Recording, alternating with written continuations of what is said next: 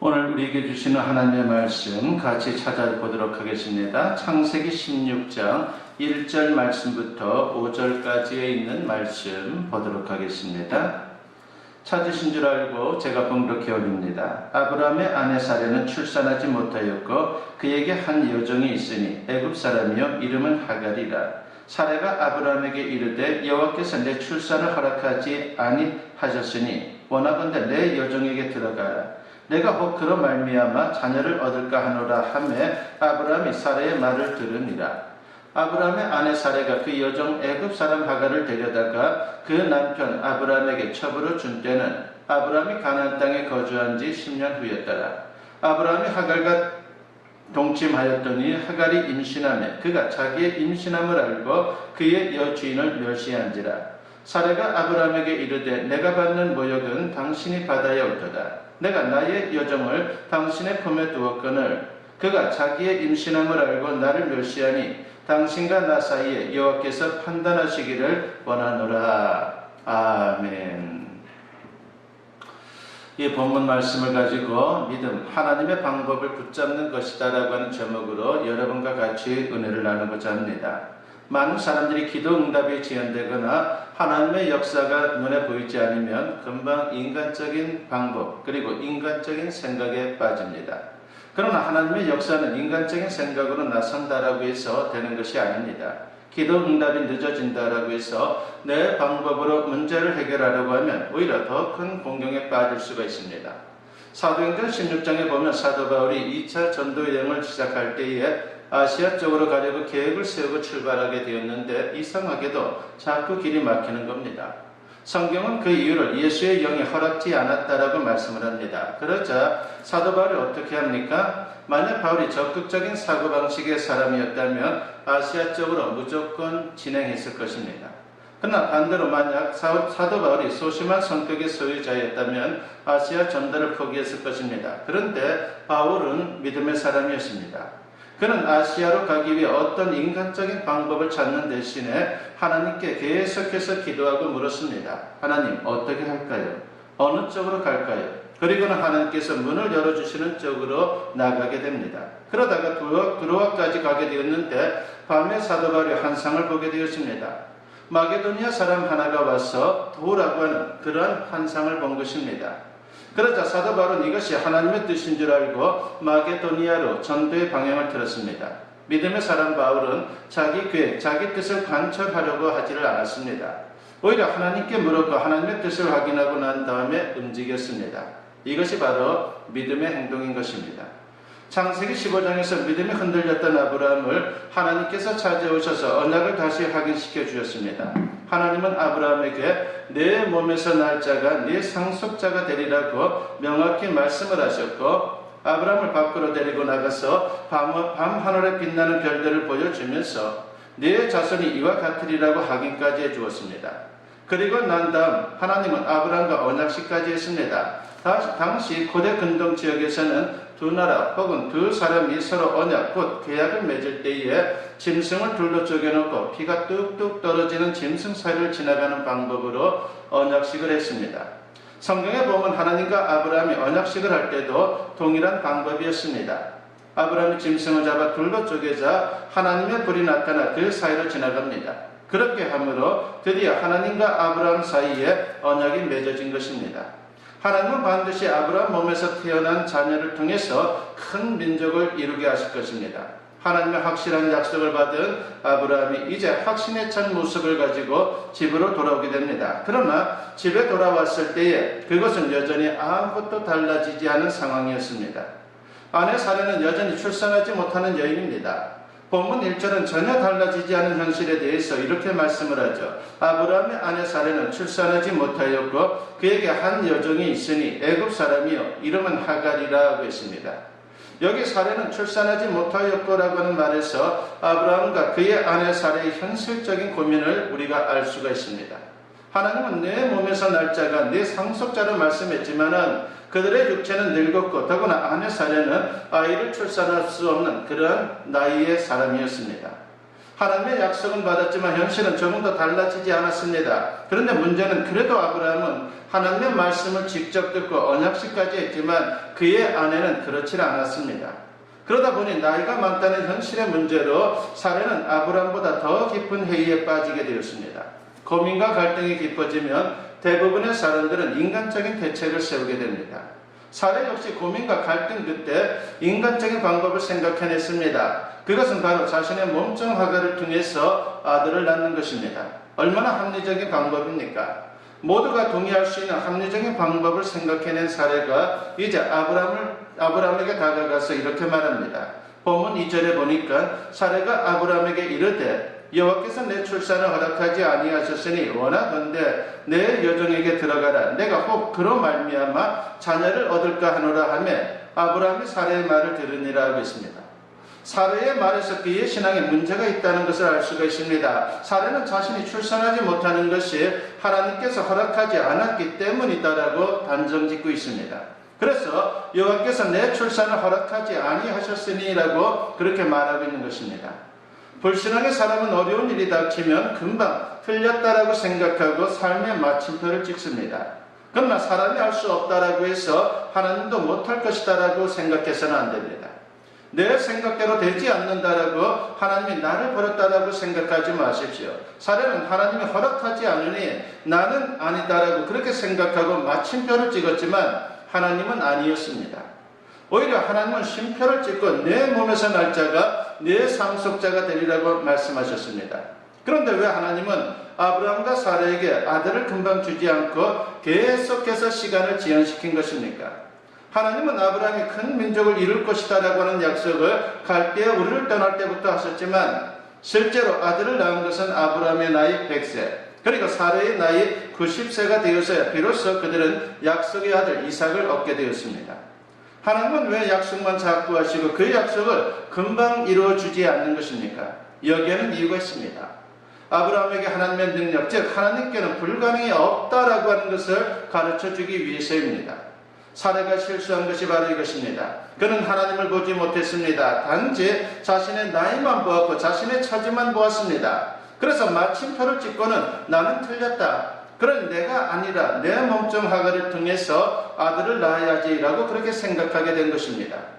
이것은 믿음이 아닙니다. 인간적인 계산이고 자기 방법일 뿐입니다. 믿음이란 무엇입니까?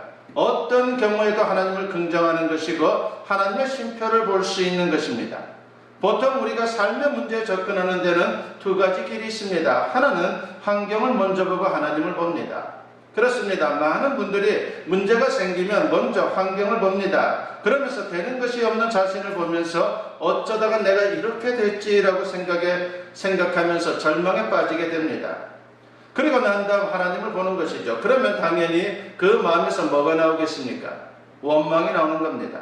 하나님은 어찌하여 나에게 이런 아픔을 주십니까? 하나님이 살아계시다면 어떻게 이럴 수 있습니까? 라고 그렇게 주님을 향해서 원망을 합니다.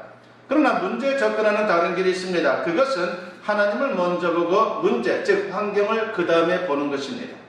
그렇게 하면 그 문제가 아무것도 아니다라고 하는 것으로 알게 될 것이고 또한 믿게 될 것입니다. 믿음이 무엇입니까? 문제를 보는 것이 아니라 하나님을 먼저 보는 것입니다. 성경에 보면 출애굽하는 과정에서 이스라엘 자손들과 모세가 문제를 보는 데에 있어서 차이가 있었다는 것을 알 수 있습니다. 홍해 앞에서 이스라엘 자손들은 홍해라고 하는 문제를 먼저 보고 나중에 하나님을 보았습니다. 그러자 그들은 원망하기 시작합니다. 그러나 모세는 달랐습니다. 그는 하나님을 먼저 보고 홍해를 보았습니다. 모세는 하나님이 바다의 창조자요 그런 분이 얼마든지 홍해를 가를 수 있다라고 그렇게 확신했습니다. 그래서 이렇게 선포를 한 것이죠. 너희는 두려워 말고 가만히 서서 여호와께서 오늘날 너희를 위하여 행하시는 구원을 보라고 말입니다.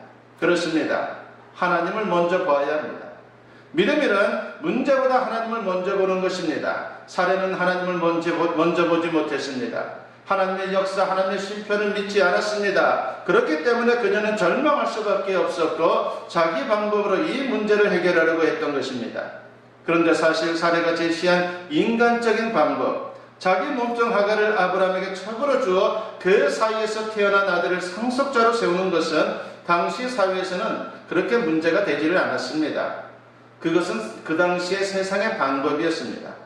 누구나 그렇게 하는 당시의 보편적인 삶의 방식이었고 사람들은 자연스럽게 그것을 그대로 따라 행했습니다. 당시 사회적 기준이나 윤리적으로 문제가 되지 않아도 다른 사람들이 다 그렇게 하더라도 그것은 절대로 하나님의 방법은 아니었습니다. 사례는 하나님의 말씀, 하나님의 방법보다 인간적이고 상식적인 방법으로 하나님의 뜻을 이루려고 했습니다. 그런데 여기서 이해할 수 없는 사람이 바로 아브라함입니다. 믿음의 사람 아브라함은 사례의 이런 불신앙적인 제의를 당연히 거절했어야 합니다. 즉 임신하지 못하여 괴로워하는 사례를 먼저 위로하고 하나님을 바라보자고 그렇게 격려했어야만 합니다. 그런데 아브라함은 사례의 제안에 슬그머니 동의를 하죠. 여기서 비극이 시작된 것입니다. 특히 본문 3절을 보면 성경은 이런 일이 가나안에 거주한 지 10년이 지났을 때에 일어난 일이다라고 분명히 밝힙니다. 본문 3절을 보면은 아브라함의 아내 사레가 그 여종 애굽 사람 하갈을 데려다가 그 남편 아브라함에게 첩으로 준 때는 아브라함이 가나안 땅에 거주한 지 10년 후였다라고 했습니다. 여기서 시간을 밝히는 데는 이유가 있습니다. 믿음을 시작한 지 10년이라고 하는 시간이 지났지만 아브라함은 여전히 계속 넘어지고 실수하고 있다는 것입니다. 시간이 지나고 믿음의 연수가 늘어나면 믿음도 성숙해야 하는데 아브라함은 그렇지를 못했습니다. 하나님의 뜻, 하나님의 방법이 아닌 것에 대해 분명히 노라고 말해야 하는데 아브라함은 여전히 그렇게 하지를 못했습니다. 이러한 아브라함의 모습은 믿음의 연수는 쌓여가지만 믿음이 자라지 않는 우리의 모습인지도 모릅니다. 그렇다면 왜 믿음이 자라지 않는 것입니까? 그것은 하나님의 말씀보다 상황이 우선이고 상식적이고 합리적인 사람들의 말을 자꾸 따르려고 하기 때문입니다. 그러나 믿음이 자라려면 하나님의 말씀을 믿고 따라야 하는 것입니다. 인간의 방법을 버리고 하나님의 방법을 붙잡아야 합니다. 하나님의 뜻은 하나님의 방법으로 성경의 원리대로 이루는 것입니다. 목적이 수단을 정당화할 수는 없습니다. 어떤 수단을 쓰더라도 목적만 이루면 된다라고 하는 그것은 절대로 하나님의 방법이 아니고 기독교 신앙이 아닙니다. 옛날 가난한 교자가 있었습니다. 그는 도덕군자였고 그리고 학자였습니다. 그리고 많은 책을 읽어서 그는 무엇보다도 돈값술도 아주 대단한 사람으로 그렇게 성장했습니다. 어느 날 어머니가 병석에 누워서 돌아가실 날만 기다리고 있었습니다. 용한 의원이 찾아와서 개 1000마리를 먹으면 낫는다라고 그렇게 처방을 해주었습니다. 그 말을 들은 여자는 한밤중에 도수를 부려 호랑이로 둔갑했습니다. 그리고는 전국을 돌아다니면서 개 도둑질을 했습니다. 개 999마리를 잡아서 어머니에게 드리니 병도 거의 나아갔습니다. 이제 한 마리만 먹으면 씻은 듯이 나을 것입니다. 그런데 그동안 남편의 행적을 이상하게 여긴 아내가 도술책을 불태워버렸습니다. 그러자 호랑이로 둔갑했던 여자는 사람으로 돌아올 수가 없어서 거친 호랑이로 날뛰다가 사냥꾼총에 맞아 죽었습니다. 그러자 그의 어머니도 죽고 그의 아내도 죽고 말았습니다. 이 이야기는 목적이 아무리 훌륭하다 할지라도 그 목적을 성취하는 그 수단이 그릇되면 절대로 안 된다는 것을 우리에게 경고하고 있는 것입니다. 즉 성경을 읽는다는 구실로 남의 촛불을 훔쳐서는 안 된다라고 하는 서양 격언도 바로 이런 것을 깨우치고자 한 것입니다. 다윗이 오랫동안 고생해서 왕이 되었을 때 얼마나 기뻤겠습니까? 그런데 다윗은 성공 뒤에 큰 실패를 경험하게 되죠. 우리가 지난 시간에도 보았지만은 법궤를 예루살렘으로 옮기다가 우사가 죽는 그러한 불행한 일이 발생하고 말았습니다. 그 일로 얼마나 망신을 당했는지 모릅니다. 그러면서 다윗은 하나님의 방법으로 살아야 한다는 것을 그러한 상황을 통해서 그러한 또 체험을 통해서 뼈저리게 깨닫게 됩니다. 그리고 얼마 뒤에 블레셋이 쳐들어왔을 때에 이번에 그런 하나님의 방법을 물으면서 전쟁을 차근차근 진행해 나갑니다. 역대상 14장 10절에 보니까 다윗이 하나님께 물어 이르되 내가 블레셋 사람들을 치러 올라가리까 주께서 그들을 내 손에 넘기시겠나이까 하니 여호와께서 그에게 이르시되 올라가라 내가 그들을 내 손에 넘기리라 하신지라 하십니다. 그리고 역대상 14장 14절에도 보면은 다윗이 또 하나님께 묻자온데 하나님이 이르시되 마주 올라가지 말고 그들 뒤로 돌아 뽕나무 숲을 맞은편에서 그들을 기습하되라고 했습니다. 그는 장군이고 전쟁터에서 산전수전 다 겪은 사람입니다. 그런데 그는 블레셋과의 전쟁에서 자신의 경험이 아닌 하나님의 방법을 택했다는 것입니다. 하나님께서 올라가라 하면 올라갑니다. 뒤로 돌아가라 하면 뒤로 돌아갔습니다. 그렇게 해서 그는 전쟁에서 승리했습니다. 진정한 성공은 하나님 방법에 순종하는 것, 즉 하나님 말씀에 순종하여 인생을 사는 것입니다. 아마도 아브라함은 큰 민족을 이루려면 아들을 낳아야 하고 사례는 나이가 많아 안 되고, 그래서 하갈을 통해서라도 아들을 낳아야겠다라고 생각했을 것입니다. 그렇게 해서 아들을 낳았습니다. 그렇다면 아들을 낳았으니까 하나님의 뜻이 이루어진 것입니까? 아닙니다. 인간적인 방법으로 아들을 낳은 것은 오히려 더 큰 문제를 가져왔습니다. 본문 4절에 보니까 아브라함이 하갈과 동침하였더니 하갈이 임신함에 그가 자기의 임신함을 알고 그의 여주인을 멸시한지라고 했습니다. 자기가 임신한 것을 알게 된 하갈이 이때부터 여주인 사례를 멸시합니다. 사례는 하갈을 단순히 임신의 도구, 즉 씨바지로만 쓰려고 했는데 사례 자신의 뜻대로 되지를 않고 오히려 사례 자신이 멸시를 받는 그러한 존재가 되고 말았습니다.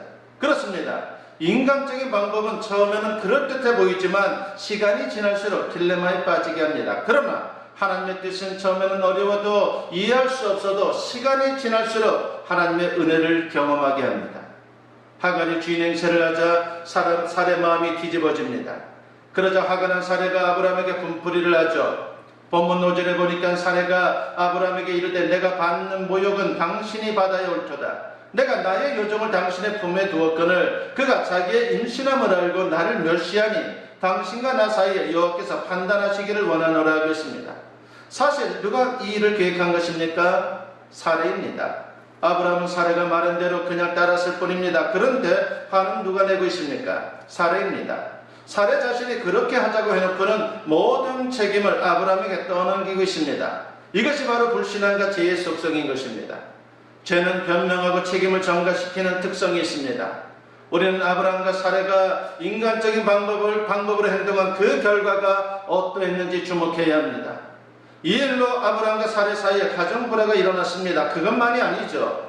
이렇게 태어난 이스마엘은 아람 민족의 조상이 되었고 나중에 사례를 통해 태어난 아들 이삭은 이스라엘의 조상이 되었는데 수천 년이 지난 지금까지도 이스마엘 후손과 이삭의 후손이 계속해서 전쟁을 하고 있습니다. 그러므로 힘들어도 인간적인 방법을 선택하지 말고 하나님의 말씀을 끝까지 붙잡아야 하는 것입니다.